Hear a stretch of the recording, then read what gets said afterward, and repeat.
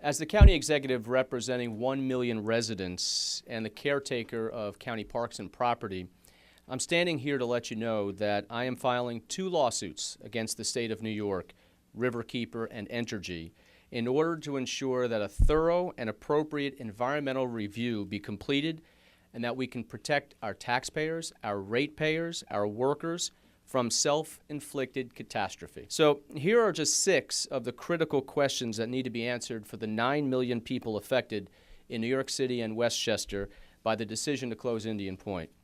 First of all, how high will taxes have to jump to recover from the loss of thousands of jobs and $1 billion in economic activity? How much higher will ratepayers have to pay? How realistic is the plan to make up the loss of 25% of Westchester and New York City's electric supply?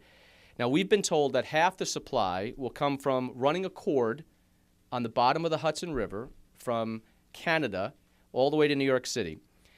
Canada, a foreign country, and New York City, and we're going to have no environmental issues whatsoever, and it's going to be done in time. Nobody believes that. Will taxpayers end up with the bill? Because there's expected to be a $1 billion shortfall in the decommissioning fund. How will climate change be affected by the shutdown of a zero-emission power plant? Any replacement energy that comes from fossil fuel sources will be adding carbon emissions into our air. And is the nuclear waste cemetery left behind going to be safe? Now, the spent radioactive fuel rods will be on site for a period between 60 years and forever. Where are the reports on what that could mean for our water, our soil, and our health? This is not about whether or not to close Indian Point. Even if that decision has been made and is going to continue, that's not what this debate is about. This debate is about forcing the state to follow their own laws, environmental laws. It's about protecting the environment, protecting ratepayers from ever-increasing electric bills, from taxes going up, devastation in our schools, and the job loss. And so they've got to follow the law. They're not immune to the law. They can't make it up as they go along. This is not about Entergy. Entergy has been an amazing corporate partner in Westchester. I think they're wonderful what they've done for our community.